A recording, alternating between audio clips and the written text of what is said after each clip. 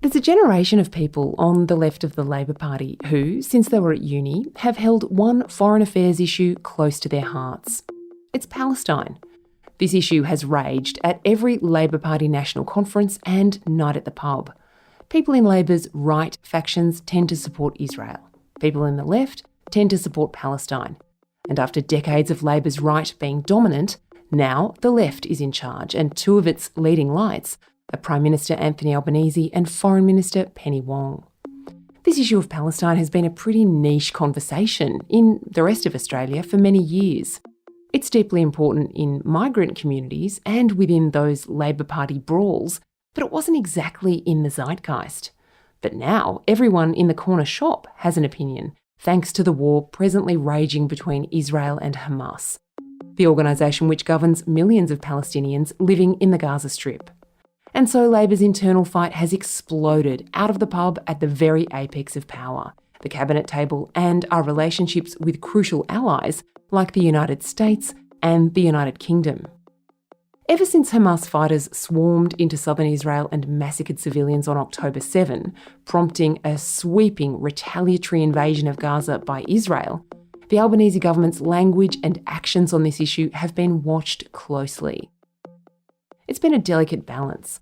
Both Albanese and Wong have condemned Hamas and demanded the return of hostages, while declaring Israel's onslaught in Gaza is taking too many civilian lives.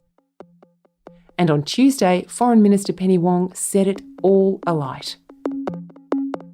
She has again given endorsement to a two-state solution, but the minister has now given the Labor government's support to recognising Palestinian statehood, a position that's already under fire from the opposition. So the international community is now considering the question of Palestinian statehood as a way of building momentum towards a two-state solution. Because the simple truth is that a secure and prosperous future for both Israelis and Palestinians will only come with a two-state solution. Labor has a 75-year history with this issue. Simon Benson is the Australian's political editor.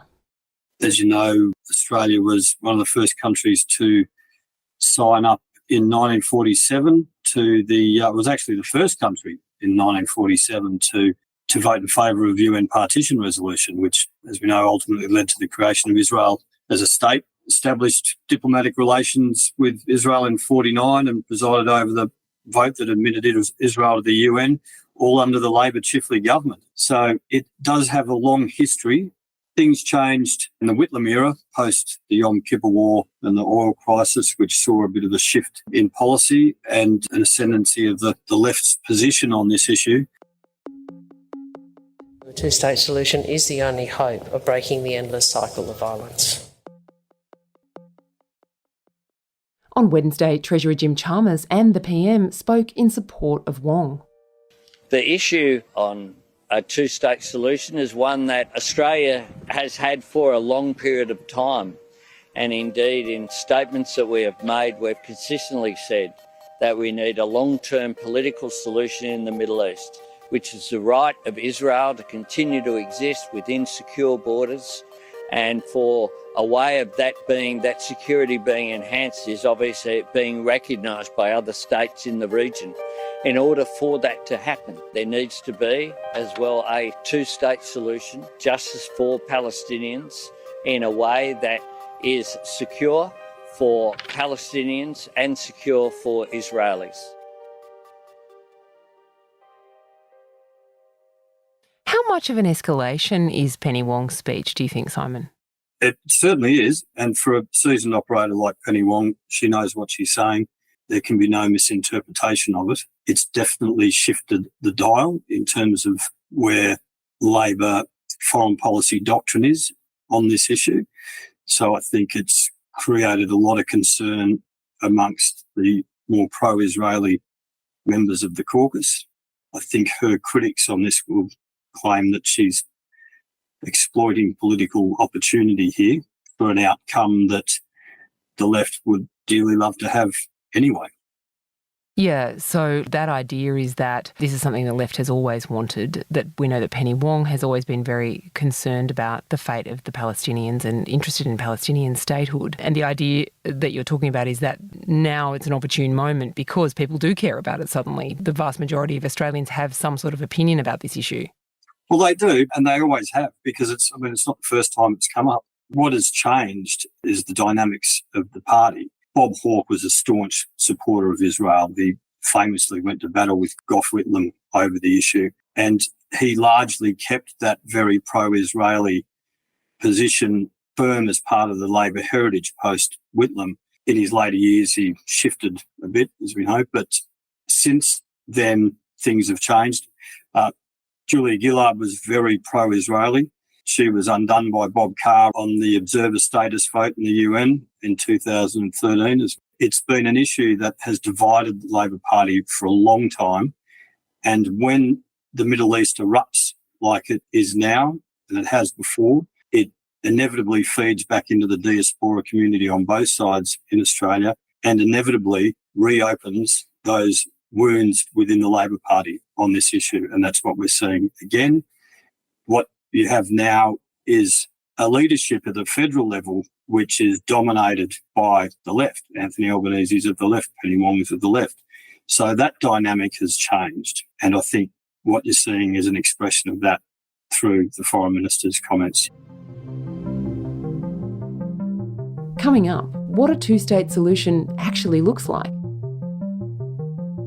Don't forget, subscribers to The Australian get our analysis 24/7. And when you sign up, you get breaking news alerts via The Australian's app, as well as newsletters and invitations to special events. Check us out at theaustralian.com.au, and we'll be back after this break.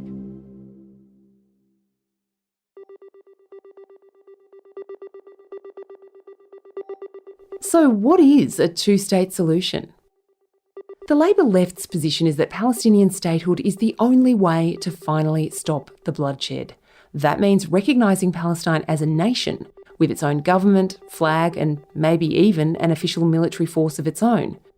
Many countries in the world already recognise Palestine as a state. That's because there is a local government and even a parliament in the areas where most Palestinians live, the West Bank and the Gaza Strip. It's called the Palestinian National Authority, and it functions a bit like a local government.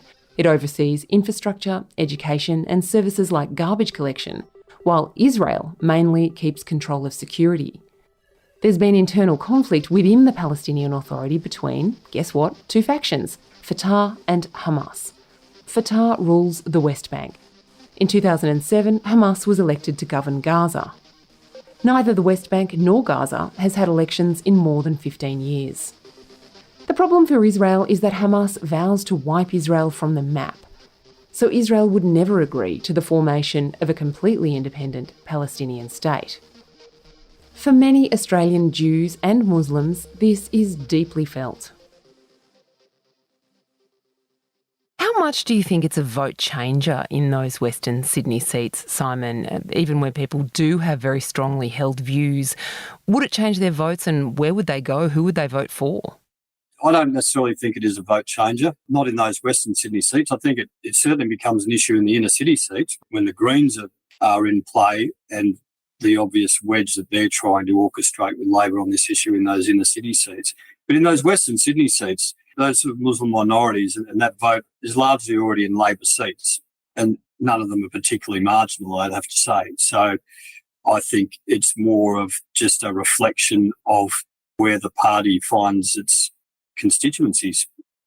Yeah, that question about the Greens' attack on Labor about this. Anthony Albanese says that he fights Tories, but most of the time Labor is actually fighting the Greens, isn't it? Particularly in affluent seats. How concerned do you think Labor is about the bleeding of votes to the Greens from sort of well-meaning white people, essentially, who feel that Labor is too pro-Israel? Look, I think they're very concerned, but it's not just on this issue. It's on a whole range of issues. The housing crisis is one of them. But look, this is quite a profound issue for Labor in terms of what the Greens are trying to achieve. And Anthony Albanese is very familiar with this himself. He's been fighting on this issue in Marrickville for well, as long as we've known him in that seat. The Greens, as you know, ran a very strong BDS campaign in Marrickville. Albanese resisted that.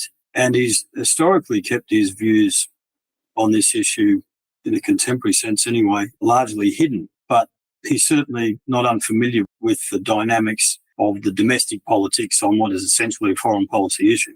Now to the practicality of this. How important is Australia's opinion to Israel or to anyone else? And what is the reality of there ever being a two-state solution? Well, that's above my pay grade on the reality of the two-state.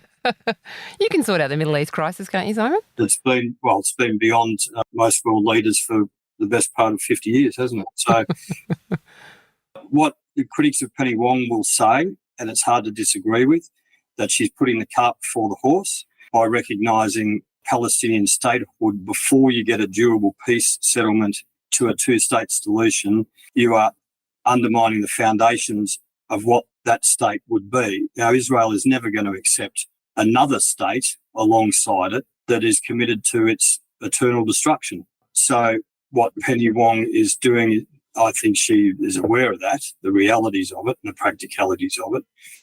But this is all about bringing more pressure to bear on Israel. And Australia's opinion does matter to Israel. We are a long-time friend of Israel. It cares what its friends think, and it will be troubled by Australia's shift on this. Simon Benson is The Australian's political editor. Members of Australia's disability community have shot down key recommendations from a year-long review of the National Disability Insurance Scheme. They say some of the reforms will limit their choice and control. You can read that story as well as the nation's best journalism right now at theaustralian.com.au.